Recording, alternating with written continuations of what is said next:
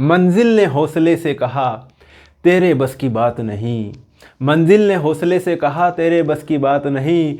हौसले ने मंजिल से आँखों में आँखें डालकर कहा चल झुट्टी तेरी इतनी औकात नहीं। चल झुट्टी तेरी इतनी औकात नहीं। नमस्कार साथियों, आज हम चर्चा कर रहे हैं सरफेस केमिस्ट्री के क्वेश्चन बैंक सॉल्यूशन के बारे में। इससे पहले हमने क्लास 12th केमिस्ट्री के क्वेश्चन बैंक सॉल्यूशन की हमने अभी तक 13 यूनिट कंप्लीट कर चुके हैं। आज बात करेंगे सरफेस केमिस्ट्री, और सरफेस केमिस्ट्री के बाद में आपके पास सिर्फ 2 यूनिट और बाकी रहेगी, विलियन और इलेक्ट्रोकेमिस्ट्री विद्युत रसायन। बाकी आपका पूरा सिलेबस मैंने फिनिश कर दिया है। सारे टॉपिक सारे यूनिट्स के आप प्लेलिस्ट से देख सकते हो। इस वीडियो की डिस्क्रिप्शन में मैं प्लेलिस्ट दे दूंगा। उस प्लेलिस्ट को जैसे ही आप क्लिक करोगे, उसको खोलोगे, आपके पास सारे वीडियो अवेलेबल हो जाएंगे। तो शुरुआत करें। तैयार हो? बिल्कुल तैयार है साहब। पहला क्वेश्चन आज का पहला क्वेश्चन है, कोलाइडी कणों की साइज क्या होती है? कोलाइडी कणों का आकार क्या होता है? तो भाई साहब, कोलाइडी कणों का आकार होता है, याद कीजिए, 10⁻⁵ से 10⁻⁻⁷ सेंटीमीटर के बीच में जो साइज होता है, सेंटीमीटर है ना, 10⁻⁵ से 10⁻⁷ सेंटीमीटर के बीच में जो साइज होता है वो होता है कोलाइडी कणों का आकार। नेक्स्ट है, भौतिक अधिशोषण में ठोस की सतह पर गैस के अणु बंधे रहते हैं। भौतिक अधिशोषण में ठोस के अणु जो है साथियों, वान डर वाल्स बलों के द्वारा बंधे रहते हैं। किसके, कौन से बलों द्वारा? वान डर वाल्स बलों द्वारा बंधे रहते हैं।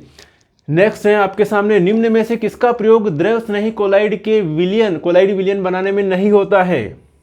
साथियों, यहाँ पर स्टार्च का होता है, ये द्रव स्नेही कोलाइड विलियन बनाता है, गोंद बनाता है, जिलेटिन बनाता है, धातु सल्फाइड जो है द्रव विरोधी कोलाइड विलियन बनाता है। तो द्रव स्नेही कोलाइड विलियन बनाने में नहीं होता है किसका? धातु सल्फाइड का। तो यहाँ पर आप टिक कीजिएगा डी वाला ऑप्शन। साल हमेशा निम्न गुण प्रदर्शित नहीं करते हैं। कौन सा गुण प्रदर्शित नहीं करते?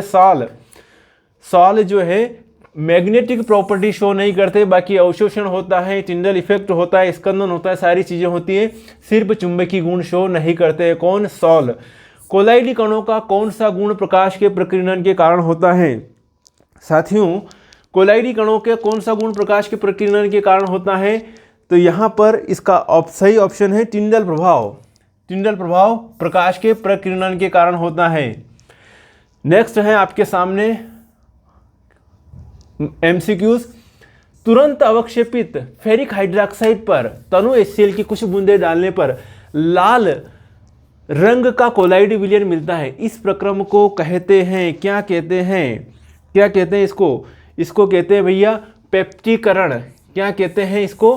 पेप्टीकरण कहते हैं। फेरिक हाइड्रोक्साइड पर तनु HCl की कुछ बूंदें डालेंगे तो इसको क्या कहेंगे?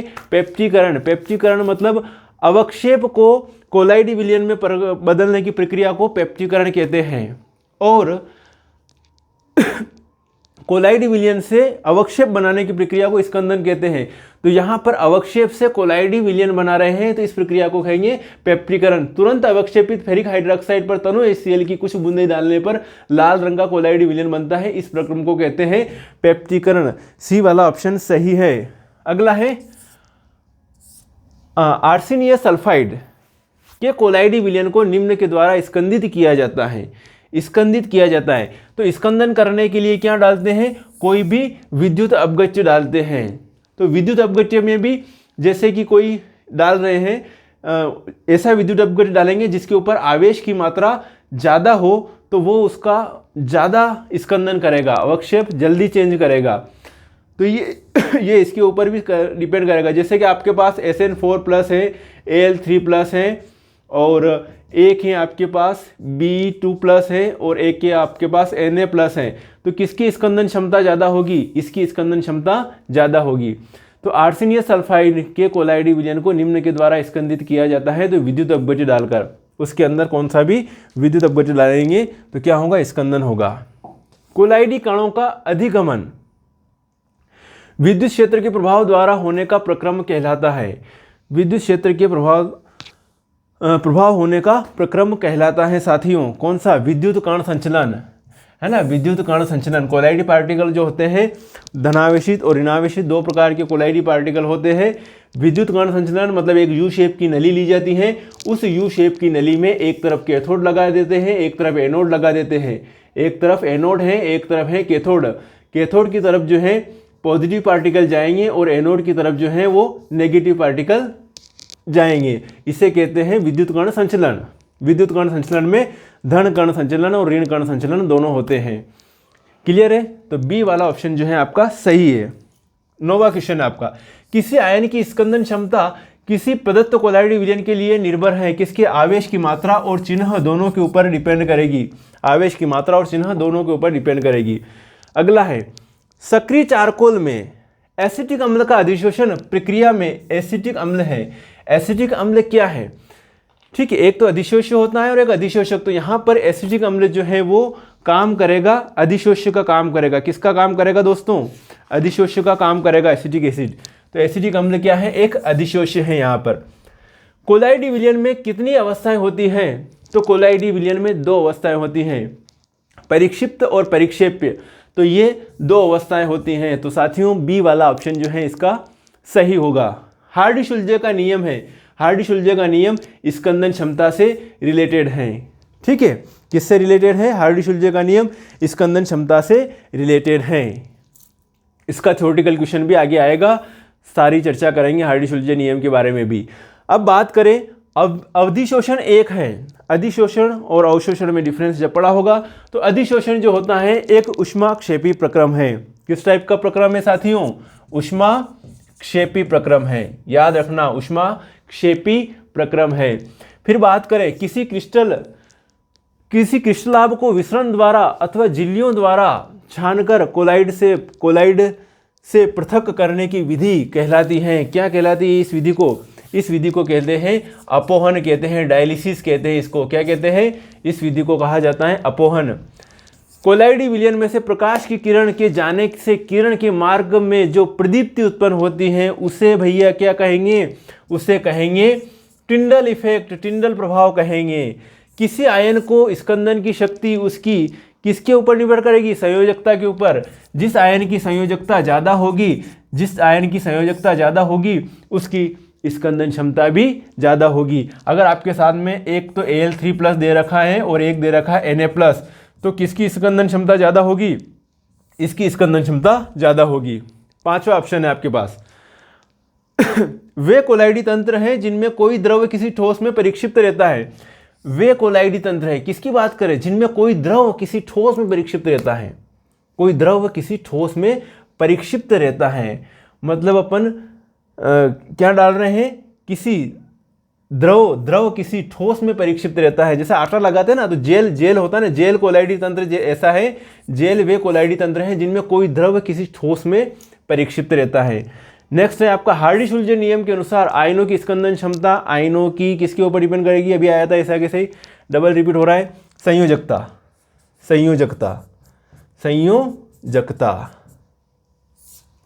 पर निर्भर करती हैं। द्रव स्नेही कोलाइडी विलयन का पृष्ठ तनाव, जो भी द्रव स्नेही कोलाइडी विलयन रहते हैं उनका पृष्ठ तनाव जल से कम होता है। नोट कीजिए, क्या होता है? जल से कम होता है और द्रव विरोधी का ज़्यादा होता है। द्रव स्नेही कोलाइडी विलयन का पृष्ठ तनाव जल से कम होता है। आकाश का नीला रंग दिखाई देता है। भैया किसके कारण दिखाई देता है आकाश का नीला रंग? प्रकाश के प्रकीर्णन के कारण। तो लिखिएगा प्रकाश के प्रकीर्णन के कारण आकाश का नीला रंग दिखाई देता है। स्कंदन के ठीक विपरीत, तो भाई साहब स्कंदन और पेप्टिकरण एक दूसरे के अपोजिट हैं। स्कंदन में क्या होता है? कोलाइडी पार्टिकल अवक्षेप में बदलते हैं। पेप्टिकरण में क्या होता है ना? स्कंदन में तो कोलाइडी पार्टिकल किस में बदल रहे? अवक्षेप में। और अवक्षेप से कोलाइडी पार्टिकल बनाया जाता है पेप्टिकरण में। तो स्कंदन पेप्टिकरण के ठीक विपरीत हैं। लिखो यहाँ पर, स्कंदन पेप्टिकरण के ठीक विपरीत है। आगे बढ़ो। दाब वृद्धि के साथ भौतिक अधिशोषण की मात्रा में क्या होती है? दाब वृद्धि पर भौतिक अधिशोषण की मात्रा में क्या होता है भैया? जल्दी से बताइए। वृद्धि होती है भौतिक, जैसे जैसे दाब बढ़ाएंगे भौतिक अधिशोषण बढ़ता जाएगा। तो यहाँ लिखोगे आप वृद्धि होती है। क्या होता है? वृद्धि। जोड़ियां मिलाइए साथियों, लॉजिकली, बिल्कुल ईमानदारी से। सबसे पहला ऑप्शन है स्कंदन। अभी कुछ क्वेश्चन तो अपने इसमें रिपीट भी हो रहे हैं। स्कंदन, स्कंदन किससे रिलेटेड है भैया? हार्डी शुल्जे के नियम से रिलेटेड है। रक्त, रक्त एक धनात्मक कोलाइडी विलयन है। कैसा है भैया? रक्त एक धनात्मक कोलाइडी विलयन है। टिंडल प्रभाव, टिंडल प्रभाव क्या है? प्रकाश का प्रकिरणन की बात करेंगे। टिंडल प्रभाव प्रकाश का प्रकिरणन। गोल्ड सॉल, गोल्ड सॉल क्या है? एक द्रव विरोधी कोलाइडी विलयन है गोल्ड सॉल। गैस मास्क, जहरीली गैसों का अधिशोषण करता है गैस मास्क भैया। स्वर्ण संख्या, स्वर्ण संख्या साथियों, स्वर्ण संख्या जो है जिलेटिन से रिलेटेड है। स्कंदन क्षमता, कोलाइड विलयन की, कोलाइड विलयन का क्या है? अवक्षेपण को क्या कहते हैं? स्कंदन कहते हैं। तो ये साथियों, ये हो गया आपका सही जोड़ियाँ। स्क्रीनशॉट लीजिएगा, याद रखिएगा। 2 नंबर कंप्लीट होने जा रहे हैं आपके। कितने नंबर? 2 नंबर आपके कंप्लीट होने जा रहे हैं। चलिए, अब है आपके सामने एक वाक्य वाले, वन वर्ड क्वेश्चन, एक वाक्य वाले प्रश्न। चलिए स्टार्ट करें। बिल्कुल स्टार्ट तो करना ही है। जब किसी पदार्थ की किसी ठोस की सतह पर संलग्न सांद्रता उसके स्थूल में उपस्थित सांद्रता की अपेक्षा अधिक होती है, इस घटना को कहते हैं भैया अधिशोषण। क्या लिखोगे यहां पर साथियों? यहां पर लिखना आप अधिशोषण। वह पदार्थ जिनके जलीय विलयन पार्चमेंट झिल्ली या जैविक झिल्ली में से होकर विसरित नहीं होते हैं कहलाता है। क्या कहलाता है?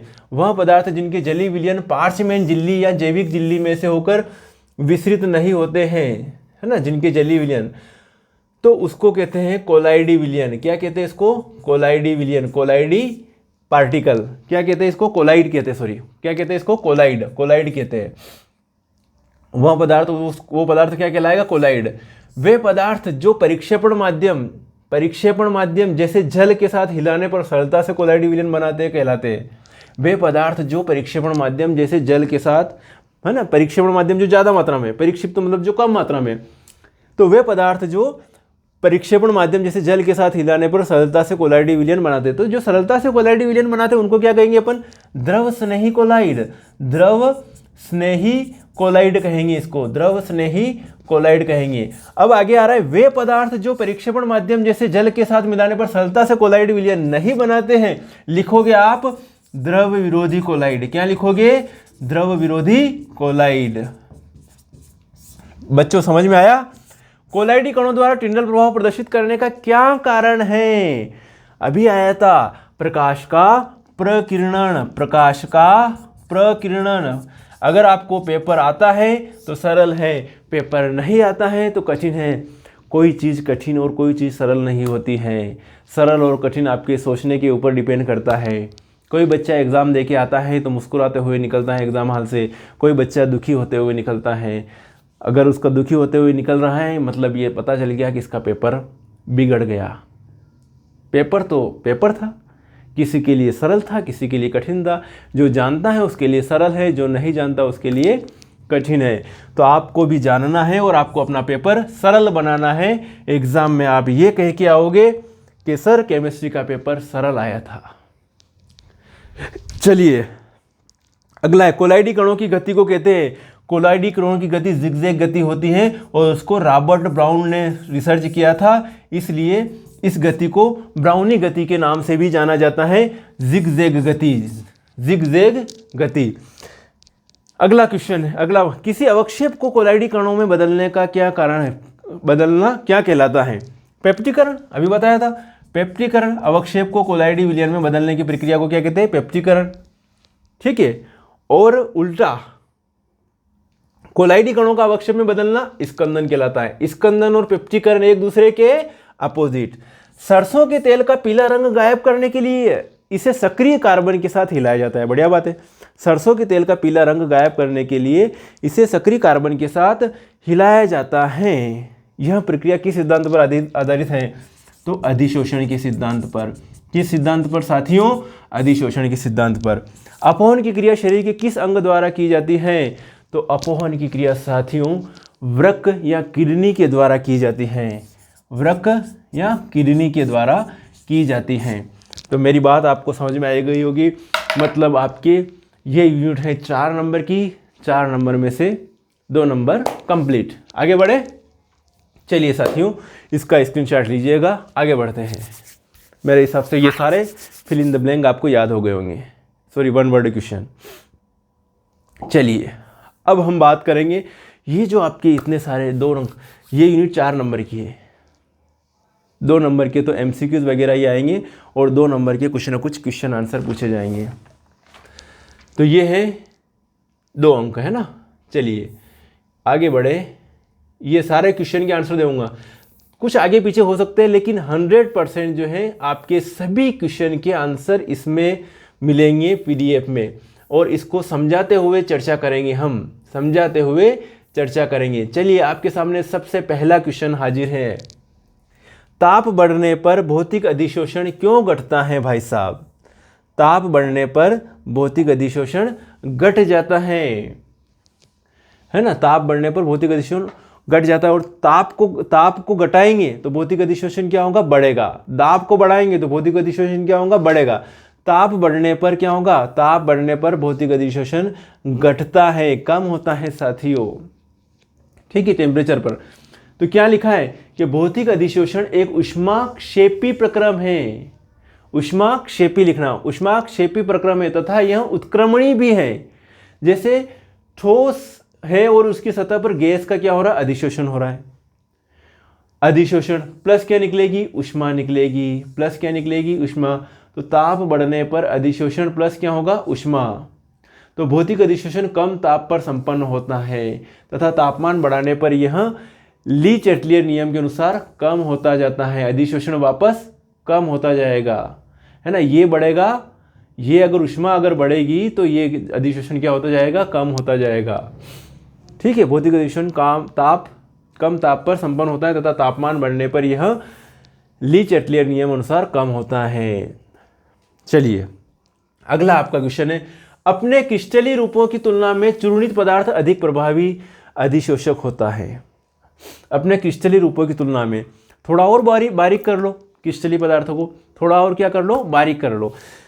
तो अधिशोषक की पृष्ठीय क्षेत्रफल, जितना ज़्यादा पृष्ठीय क्षेत्रफल होगा उतना ज़्यादा अधिशोषण होगा। जितना ज़्यादा पदार्थ का पृष्ठीय क्षेत्रफल होगा उतना ज़्यादा क्या होगा? अधिशोषण होगा। तो पृष्ठीय क्षेत्रफल बढ़ने पर अधिशोषण क्या होता है बेटा? बढ़ता जाता है। अतः चूर्ण अवस्था में या छिद्र युक्त अवस्था में धातुओं का पृष्ठीय क्षेत्रफल अधिक होता है, इसलिए इन अवस्थाओं में अधिशोषण क्या होगा? अधिक होता है, अधिक होता है। क्लियर है? चलिए नेक्स्ट स्क्रीनशॉट लीजिएगा, जल्दी से अगला क्वेश्चन करते हैं।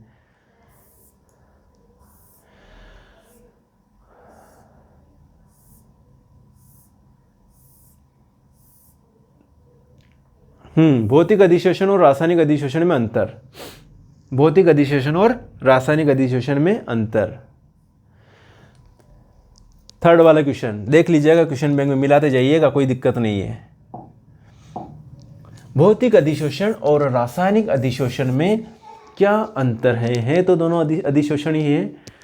मतलब अधिशोषण एक कौन सी घटना है? पृष्ठीय घटना है, और पृष्ठीय घटना में भी 2 तरह से होती है ना।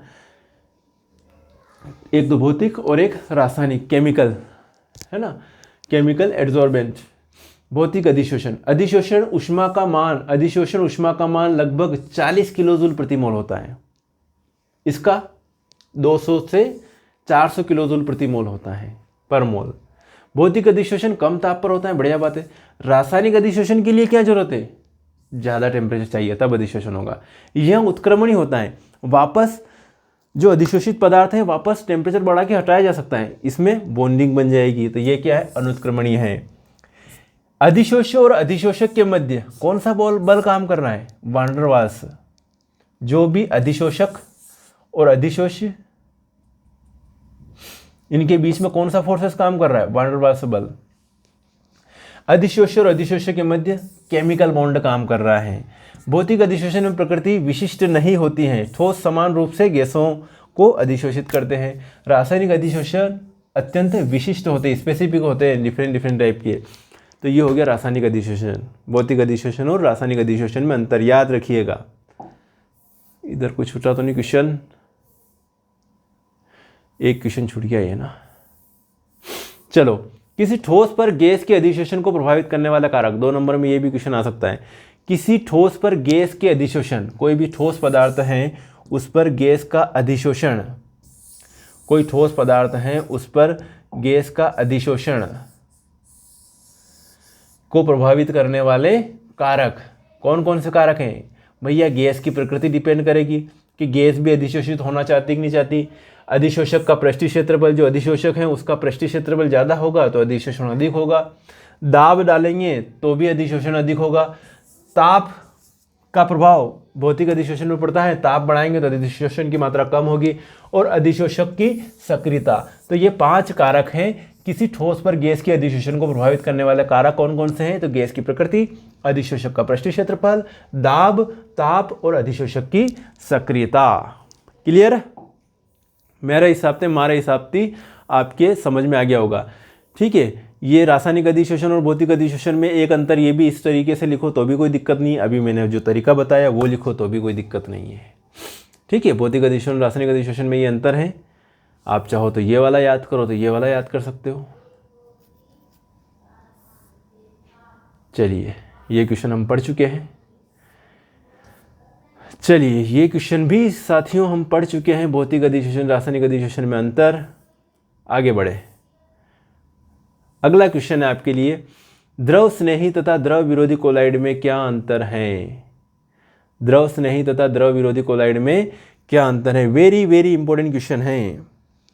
2 नंबर दो अंतर याद कर लो, कोई दिक्कत नहीं है। 2 ही पूछे जाएंगे क्योंकि 2 नंबर की यूनिट है। अपन एक्स्ट्रा में कर रहे 4 डिफरेंस, तो जितने याद रह जाए उतने बढ़िया बात है। तो पहला है, द्रव स्नेही और द्रव विरोधी कोलाइड में विलयन बनाने की विधि। विलायक में घोलने पर आसानी से विलयन बना देते हैं, पहला अंतर याद हो गया। आसानी से विलयन नहीं बनाते हैं, विशेष विधियों का उपयोग से बनते हैं विलयन। कौन से? द्रव विरोधी कोलाइड विलयन।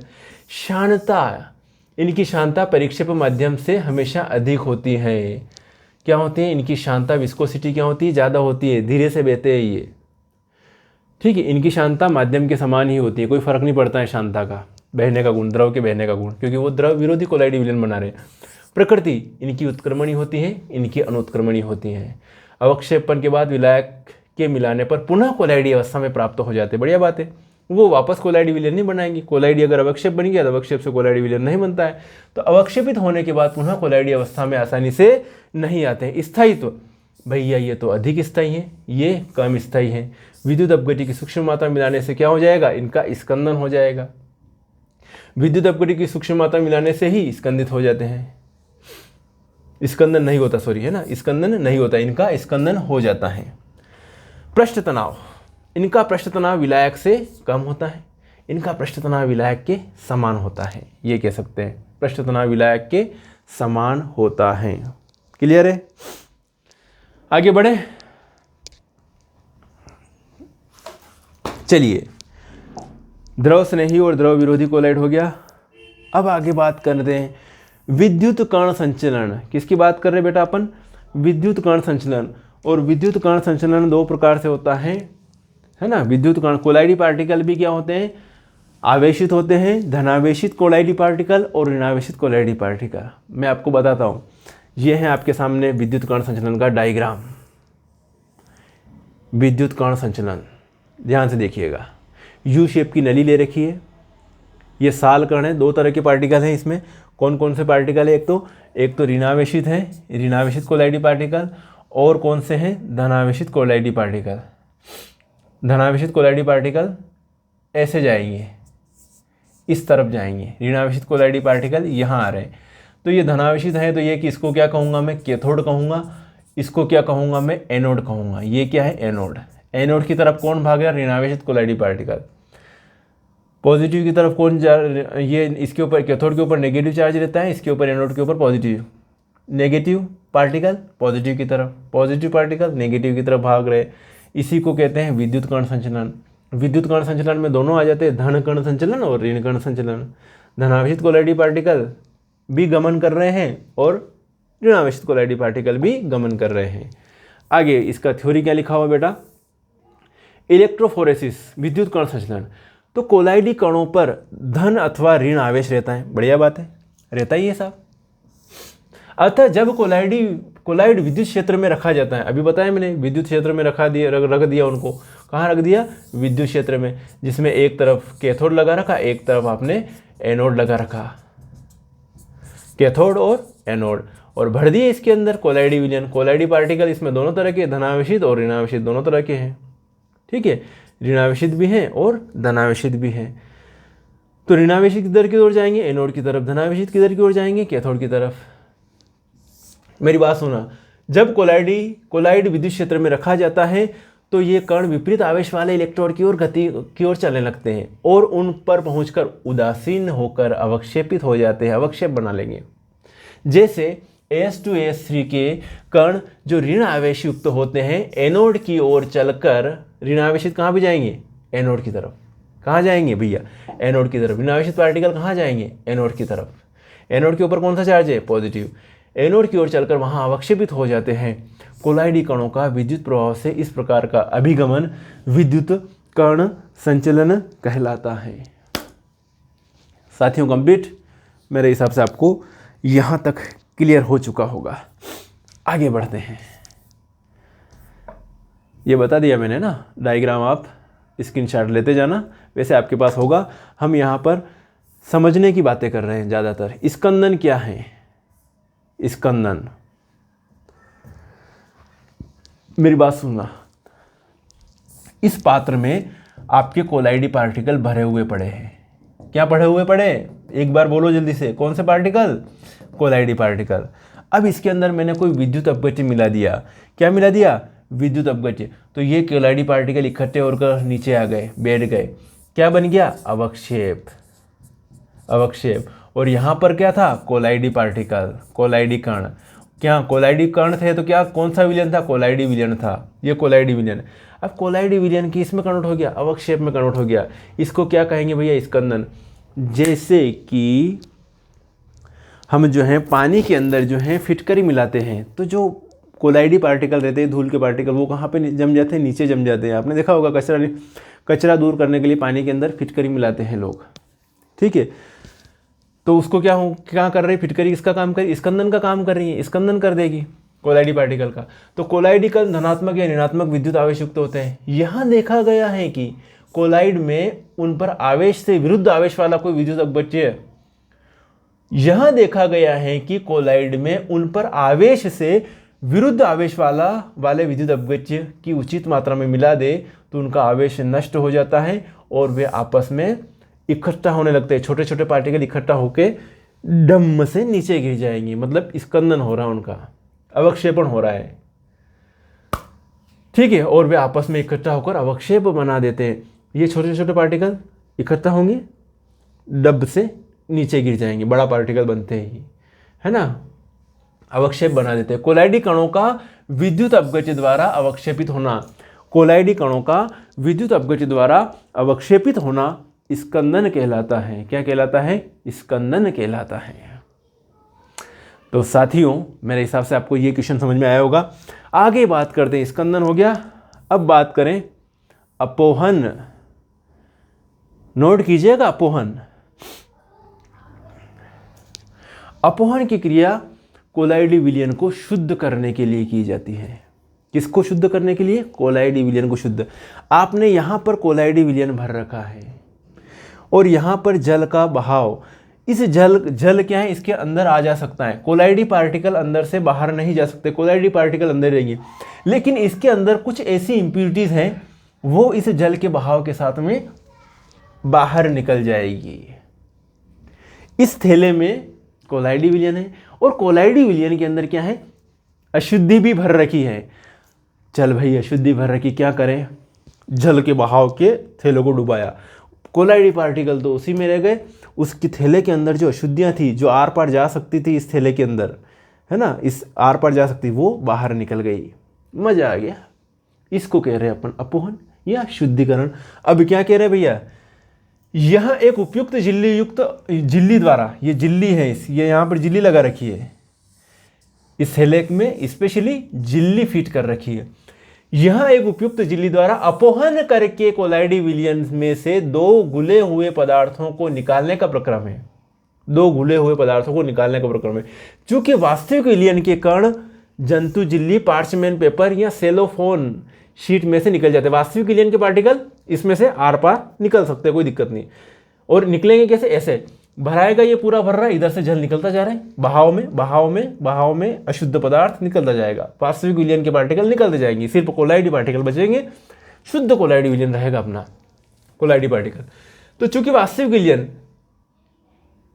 क्या लिखा? के कण जंतु झिल्ली, पार्चमेंट पेपर या सेलोफोन शीट में से निकल सकते हैं, परंतु कोलाइडी कण नहीं, अतः झिल्ली को अपोहन में प्रयुक्त किया जा सकता है। ये झिल्ली बना रखी अपोहन में। इस उद्देश्य के लिए प्रयुक्त उपकरण अपोहक कहलाता है। क्या कहलाता है? अपोहक। कोलाइडी विलयन से भरा एक उपयुक्त झिल्ली का बेग, कोलाइडी विलयन से भरा एक उपयुक्त झिल्ली का बेग एक पात्र से लटकाया जाता है, जिसमें से होकर जल निरंतर बहता रहता है। एक पात्र में लटकाया जाता है जिसमें से जल निरंतर बहता रहता है। अणु एवं आयन झिल्ली में से विसरित होकर जल में आ जाते हैं। इसमें जो भी अणु आयन होंगे जो आर पार आ जा सकते हैं वास्तविक विलयन के पार्टिकल, तो अणु एवं आयन झिल्ली में से विसरित होकर बाहरी जल में आ जाते हैं एवं शुद्ध कोलाइडी विलयन शेष रह जाता है। साथियों स्क्रीनशॉट लीजिए। ये हो गया आपके अपोहन। क्लियर है? अगला क्वेश्चन, बहुत बढ़िया। टिंडल प्रभाव किसे कहते हैं? वेरी वेरी इंपॉर्टेंट क्वेश्चन है। ये है टिंडल प्रभाव। पुराने टाइम में कच्चे मकान जो रहते थे उनमें जो दरार केवल से छत से पुराना जो कहते हैं ना, ये पुराने मकान थे उनमें कवेलू रहते थे, उनमें से दरार में से सूर्य की रोशनी आती थी, वहाँ पर पार्टिकल जो है उड़ते हुए दिखते हैं। वो एक तरह से इसी को शो कर रहे हैं, टिंडल इफेक्ट को। ध्यान से देखिएगा। अब इसमें प्रकाश को किसी ऐसे विलयन में से गुजारा, कहाँ से? कोलाइडी पार्टिकल वाले विलयन में, तो यहाँ पर टिंडल शंकु बन जाता है। इसके अंदर क्या भर रखा है? कोलाइडी विलयन भर रखा है। Tyndall effect. यदि प्रकाश पुंज को कोलाइडी विलयन में से गुजारा जाए, प्रकाश पुंज को कोलाइडी विलयन में से गुजारा जाए, तो प्रकाश मार्ग एक चमकते हुए शंकु, ये चमकता हुआ शंकु दिख रहा है, अलग ही दिख रहा है यहाँ पे, एक तरह से अलग अलग टाइप से। चाहो तो आप प्रैक्टिकल करके देख लेना। प्रकाश मार्ग एक चमकते हुए शंकु के रूप में दिखाई देता है। इसका अध्ययन सबसे पहले टिंडल ने किया था, अतः इसे टिंडल प्रभाव या चमकीले शंकु को टिंडल शंकु कहते हैं। टिंडल ने यह बताया कि कोलाइडी कण प्रकाश को बिखेर देते हैं। ये क्यों दिख रहा शंकु? इसके कोलाइडी पार्टिकल जो है प्रकाश को बिखेर देते हैं, जिसके कारण चमकने लगते हैं। प्रकाश का यह प्रकीर्णन साधारण प्रकीर्णन से भिन्न होता है। अगर वास्तविक विलयन ले लेंगे इसकी जगह, कोलाइडी विलयन की जगह, तो ये ऐसी चीज अपने को दिखाई नहीं पड़ेगी, ये शंकु नहीं मिलेगा। वास्तविक विलयन के कण अति सूक्ष्म आकार के कारण प्रकाश का प्रकीर्णन नहीं करते, जिससे उनमें प्रकाश का मार्ग अदृश्य रहता है। कोलाइडी कण प्रकाश ऊर्जा को अवशोषित करके स्वयं दीप्त हो जाते हैं और फिर अवशोषित प्रकाश छोटी तरंगदैर्ध्य की किरणों के रूप में प्रकीर्णित होने लगता है। चूंकि अधिकतम प्रकीर्णन प्रकाश के मार्ग के लंबवत होता है, अधिकतम प्रकीर्णन प्रकाश के मार्ग के लंबवत होता है, इसलिए प्रकाश के मार्ग को समकोण पर देखने पर, इससे अपन इस पोजीशन देखेंगे समकोण पर, इसलिए प्रकाश के मार्ग को समकोण पर देखने पर एक चमकीला शंकु दिखाई पड़ता है। कैसा पड़ेगा? एक चमकीला शंकु दिखाई पड़ता है। साथियों आज का ये जो लेक्चर मैं यहीं एंड करूँगा। इसके बाकी क्वेश्चन जो बचे हैं इसके नेक्स्ट पार्ट में आने वाले हैं। ठीक है, तो दोस्तों ज़्यादा से ज़्यादा अपने भाइयों को, अपने साथियों को वीडियो शेयर कीजिएगा, एंजॉय कीजिएगा, चर्चा कीजिएगा आपस में। समय आपके पास बहुत कम बचा है, रिवीजन कीजिएगा। रिवीजन मस्ट है, रिवीजन ही डिवीज़न है। एक बार, दो बार, तीन बार, जितनी बार आप सुनोगे, रिवीजन करोगे, उतना ज़्यादा आपको एग्ज़ाम में विजुलाइज होगा, उतना ज़्यादा आपको एग्ज़ाम में मज़ा आएगा। ओके साथियों, मिलेंगे फिर नेक्स्ट वीडियो में नेक्स्ट टॉपिक के साथ। तब तक के लिए ओके बाय, जय हिंद।